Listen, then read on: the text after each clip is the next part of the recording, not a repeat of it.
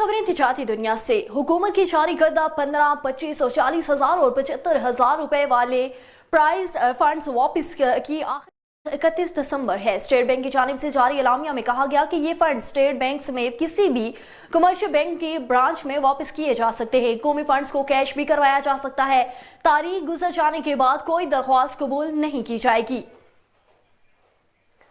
और वफाकी काबीना ने जुमे को एक ऑर्डिनेंस जारी करने की मंजूरी दे दी, जिसके तहत हुकूमत को कर्जे देकर हासिल होने वाले बैंकों के मुनाफे पर 15% इजाफी टैक्स खत्म कर दिया जाएगा।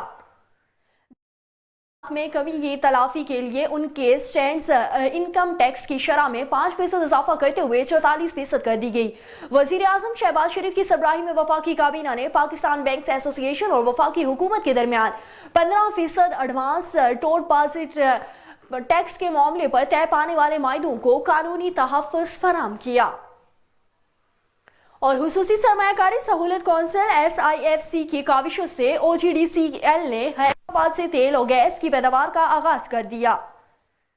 LGDL ने सिंध के जिला हैदराबाद में वाक़ई तेल के कुएं को फ़ाल करके तवानाई के शोबे में नया संग मेल तय कर दिया। कंपनी ने well head flowing pressure 1200 PLIS के साथ कनार वेस्ट वेल 3 की कामयाब पैदावार का आगाज किया। इस कुएं से रोजाना 3.5 मिलियन मकब फुट गैस, 30 बैरल कैंडेस्ट और 3.8 मैट्रिक टन LPG का हुसूल हो रहा है। तिजारती दुनिया से फिलवक्त के लिए इतना ही।